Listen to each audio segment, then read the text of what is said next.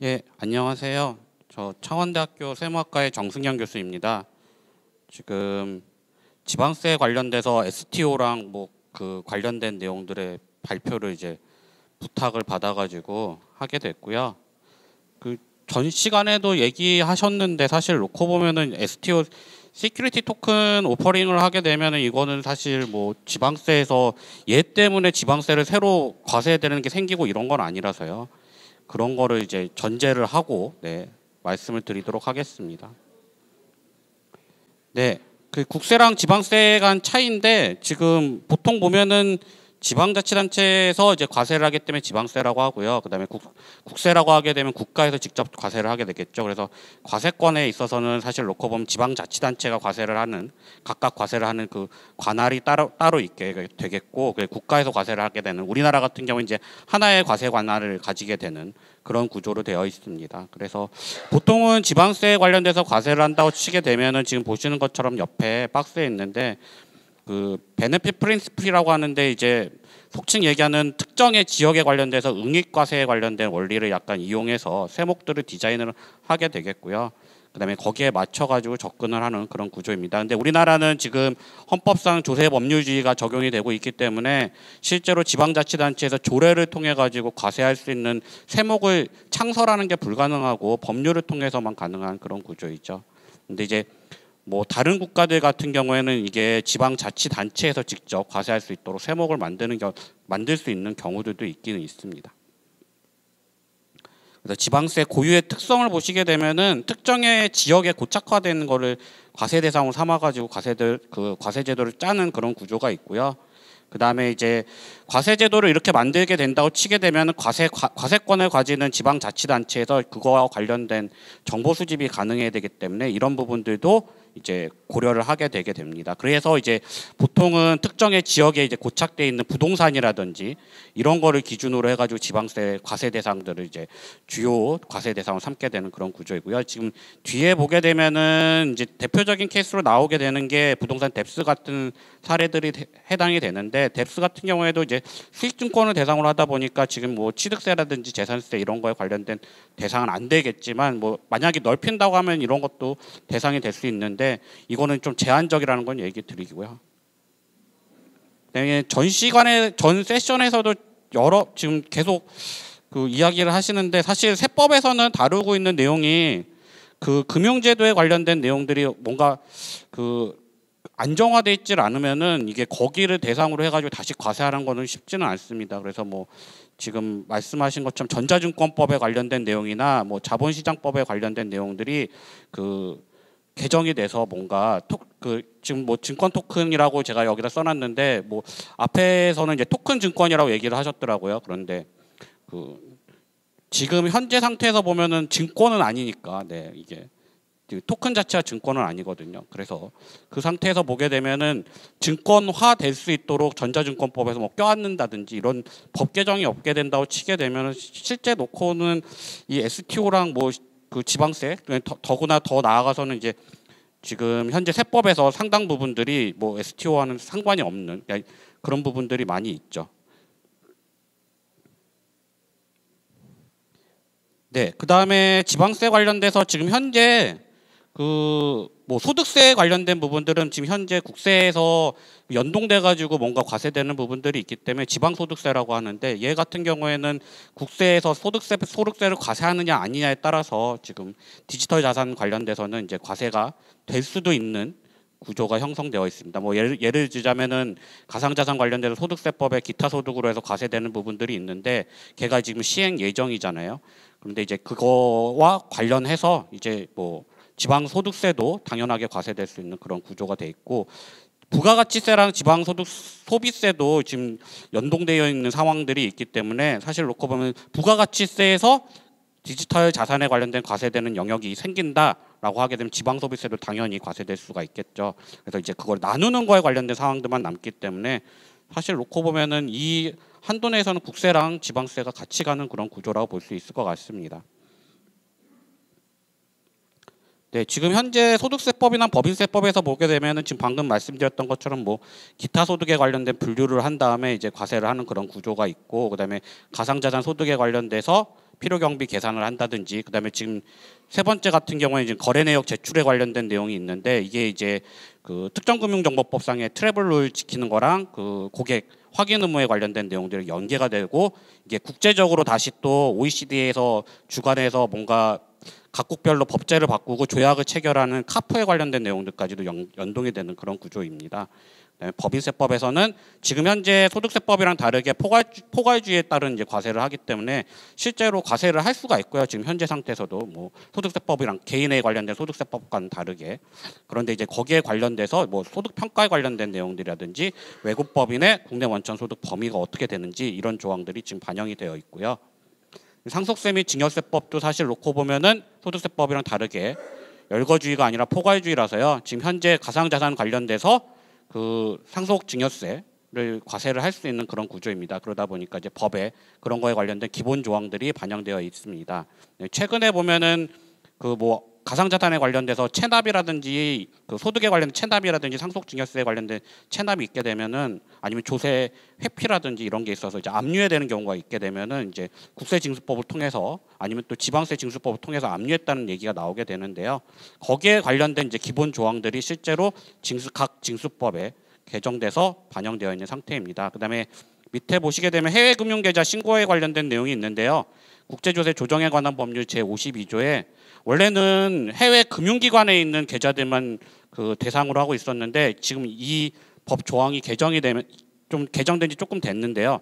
여기 보게 되면 가상자산에 관련된 계정들도 다 포섭을 해가지고 해외 금융계좌 신고를 하게 돼 있고요. 신고 의무를 안 하게 될 경우에는 과태료를 매기는 부분들이 이제 있고, 액수가 큰 경우에는 조세범처벌법에 따라서 그 형사처벌도 될 수 있는 내용들까지 담겨져 있습니다. 방금 말씀드렸던 OECD 그 주관하에서 지금 카프라고 하는 제도를 만들려고 하는데, 각국별로 그 크립토 어셋, 그러니까 이제 암호화되어 있는 자산에 관련돼서 그 거래 정보를 수집을 한 다음에 교환하는 그 법 제도를 모델링한 내용들이 지금 나와 있고요. 실제 그다음에 이거에 관련돼서 각국별로 교환을 하기 위한 조약도 모델이 만들어져 가지고 지금 협의 단계에 있는 상황입니다. 그래서 OECD 카프랑 카프 MCA라고 하는데, 이거 두 개에 관련된 제도들이 지금 진행 중인 상태입니다. 그래서 카프에서 보게 되면은 STO를 어떻게 보냐면, 시큐리티 토큰 같은 경우에는 그 금융 자산에 해당될 수 있는, 그러니까 증권에 해당될 수 있는 애들도 우선은 여기에 포섭을 해서 보긴 보고요. 그다음에 이제 국제조세 조정에 관한 법률에도 들어가 있고, OECD에서도 운영하고 있는 이제 일종의 스탠다드가 있는데, 그 CRS라고 해서 커먼 리포팅 스탠다드라고 해서 금융기관들이 금융정보에 관련돼서 이제 그 정보 교환하는 그 제도가 있거든요. 그거에 관련된 이행을 이제 중복해서 하면 안 되니까 그 조정하는 거에 관련된 내용들이 담겨져 있는 부분들도 있습니다. 그래서 이런 부분들은 지금 현재 뭐 시행되고 있는 법 제도, 세법에 관련된 제도들, 유관 제도들에 관련된 사항들을 조금 설명을 드린 거고요. 근데 이제 문제는 그 STO가 어떤 성격이냐 따라서 여기에 해당될 수도 있고 아닐 수도 있고 뭐 이런 식의 얘기들을 설명을 하기도 하죠. 네, 그래서 이제 전제 사항들을 말씀을 드렸는데, 지방세제 상에서 보게 되면은 과세할 수 있는 세원 발굴을 하는 게 사실 놓고 보면은 뭐 지금 제가 첫 번째 분리 포인트에 있는 화살표에서 쓰고 있지만, 근본적으로는 뭐 예를 들자면 부동산에 관련된 수익 증권 자체를 뭐 취득세, 재산세 과세 대상으로 할 거냐 말 거냐의 문제인 거지, 이게 STO 때문에 생기는 건 아니고요. 그다음에 뭐 디지털 자산들 같은 경우에 뭐 지금 위에 나와 있는 것처럼 대표적인 케이스가 비트코인 같은 사례 같은 경우 부가가치세를 과세를 안 하고 있는데, 이런 거에 관련된 사례를 제외하고 뭐 예컨대 지금 아래에 있는 NFT 같은 경우에는 이제 이 유형이 어떤 거냐에 따라서 부가가치세가 과세가 될 수도 있고 아닐 수도 있고, 이런 부분들이 지금 약간 오픈되어 있는 부분들이 있습니다. 뎁스 같은 경우에는 지금 현재 뭐 그 전에 세션에 보니까 이제 소개하시는 부분들이 많아가지고 신탁 통해 가지고 수익증권을 그 토큰화 시켜가지고 뭔가 거래하는 그런 구조인데요. 여기에 관련된 건 이제 중요한 게 수익증권이다 보니까 사실 지금 현재 상태에서 지방세를 과세할 수 있는 대상 자체가 아닙니다. 그러니까 이게 STO를 하냐 아니냐의 문제가 아니라 지금 앞에서 보셨던 것처럼 그냥 부동산에 관련된 수익증권을 취득세나 재산세 과세 대상을 볼 거냐 아닐 거냐의 문제인 거거든요. 그래서 이거는 사실 놓고 보면 지방세원으로 추가적인 탐색을 한다라고 할 때 이거는 STO랑은 사실 관계가 없는 부분들이 많이 있죠. 뎁스 사례 관련돼서 지금 실제로 뭐 유권 해석 나와 있는 것들 찾아보니까 뭐 증권거래세 대상이 되는지 관련된 사항들인데, 이제 현재 STO에 관련된 시큐리티 토큰 자체가 증권이 아니기 때문에 여기에 관련된 증권거래세 과세 대상으로 안 본다는 내용의 유권 해석이 있고요. 현재. 근데 만약에 법이 개정이 돼가지고 전자증권법에 얘가 포섭이 되기 시작하면은 증권거래세 과세 대상이 될 수도 있겠죠.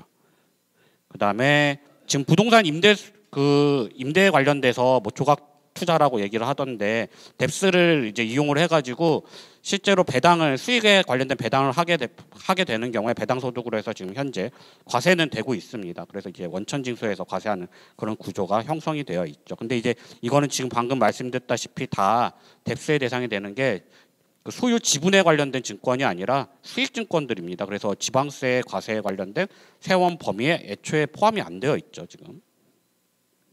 그다음에 이제 가상자산 유형 분류하는 내용들은 실제 OECD에서 처음 접근을 하기 시작했는데, 크게는 세 개로 나누는 경우가 있고요. 지금 보시는 것처럼. 그래서 지급 수단형, 그러니까 화폐처럼 약간 쓸 수 있는 수단형의 그 토큰이 있고, 그다음에 전자증권처럼 볼 수 있는 약간 토큰이 있고, 그다음에 유틸리티형 토큰이 이렇게 있습니다. 이렇게 나눠서 보고 있고요. 그다음에 이제 영국 같은 경우에는 여기에다가 프라이스 플러스 시켜가지고 스테이블 코인을 하나 더 유형화시키고 있죠. 그래서 지금 보시게 되면은 금융제도에 관련된 내용이랑 세법에 관련된 내용들이 같이 그 발을 맞춰가지고 약간 개정되는 형태들을 볼 수가 있습니다. 그래서 영국 같은 경우에도 지금 영국에 있는 그 국세청에서 이제 접근을 하게 될 때 금융감독청이랑 같이 이제 제도를 개선하는 방식을 취하고 있었거든요. 그래서 그런 부분들이 실제 과세를 하게 된다고 치고, 그다음에 제도를 구체화한다고 할 때는 금융제도랑 같이 맞춰가지고 뭔가 개선되는 내용들이 나오게 됩니다. 네, 그다음에 뭐 해외 사례들은 이런 내용들이 있고요. 근데 과세 목적에 관련된 가상자산은 기본적으로 그 시큐리티 토큰에 해당이 되면서 이제 이게 금융자산이다라고 포섭을 안 하게 되면은 다 지금 현재 상태에서는 무형자산으로 보는 게 일반적이라고 보시면 될 것 같고요. 미국은 지금 특이하게 세법 안에 디지털 자산이라고 하는 개념을 하나 만들어 가지고요, 도입을 했는데, 사실 놓고 보면 미국은 소득세에서도 우리나라 법인세처럼 비슷하게 그 포괄주의적 과세 방식을 취하고 있기 때문에 사실 그 전에 하던 그 과세 방식과는 크게 달라진 건 없습니다. 이게 디지털 자산이냐 아니냐에 관련돼서 뭔가 개념이 만들어졌다고 해서 뭐 더 과세를 한다든지 덜 과세를 한다든지 이런 건 아니고요. 이제 기존 과세 제도를 좀 운영하는 데 있어서 좀 체계화하려고 연방세법 내 안에 디지털 자산이라고 하는 개념을 넣게 됐죠.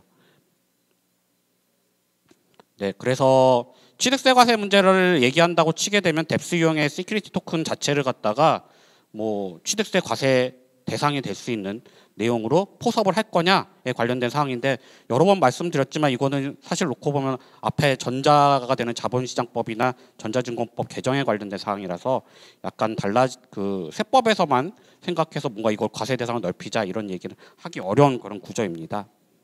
그다음에 뭐 미국 같은 경우는 지금 보니까 앞선 세션에서도 보시면은 나오고 있지만 뭐 부동산 소유권을 조각 투자하기 위해서 그 토큰화 시키는 사례들이 지금 나오고 있고요. 이제 대표적인 게 뭐 미국 같은 사례들인데, 미국에 보니까 이 지금 현재 그 운영하고 있는 회사들 같은 경우에는 특이하게 이제 그 조각화돼 있는 그 지분 증권을 이제 발행을 해가 토큰화 시켜가지고 이제 약간 공유 형태인 거죠. 공유 형태로 해가지고 그 운영하는 케이스들도 나오고 있는 상황입니다. 근데 사실 놓고 보면 우리나라에서는 이게 지금 현재 상태에서는 불가능하죠. 제도상으로는. 그래서 지금 그 사실 놓고 보면은 이제 과세 대상 자체를 수익증권이라든지 이런 것까지 확장할 거냐라고 하게 되면 이거를 확장하기가 지금 현재 상태에서는 어렵지 않을까라는 생각이 들게 되겠고요. 그래서 보시면은 지금 제일 밑에 3번에 STO가 문제가 아니고요. 이게 지방세법 안에서 취득세 과세 대상이나 재산세 과세 대상들을 원천적으로 넓힐 거냐 아닐 거냐 이런 문제가 남게 되는 상황인지, 사실 놓고 보면 STO랑 지방세 과세 대상이 너무 넓어지느냐는 아주 그 뭐 밀접한 상관관계가 있고 이런 건 아니라고 볼 수 있을 것 같습니다. 네, 정리하자면은 뭐 부동산 뎁스 사례라든지 이렇게 해가지고 비즈니스 모델을 만들고 실제로 뭔가 거래하기 쉽게 접근하기 쉽게 이런 구조화시키고 있는 부분들이 있는데, 지방세에서는 보게 되면 과세 대상 자체에 그 물건에 관련돼서 이제 실제 그 세원을 포섭할 거냐 아닐 거냐의 근본적인 문제가 남아 있는 거지, STO 자체 때문에 뭔가 지방세 과세가 되어야 되는 게 더 넓어져야 되고 이런 이유를 만들기는 쉽진 않아서요. 그 앞서 세션에서 말씀하셨던 것들처럼 그 기본적인 금융 관련된 제도들이 뭔가 보완이 되면서 그게 조금 안착이 됐을 때 지방세라든지 이런 게 과세될 수 있는지 없는지, 더 넓어질 수 있는지 없는지를 논의하는 그런 과정이 동반될 거라고 생각이 됩니다. 네, 이상으로 해서 발표 마치겠습니다.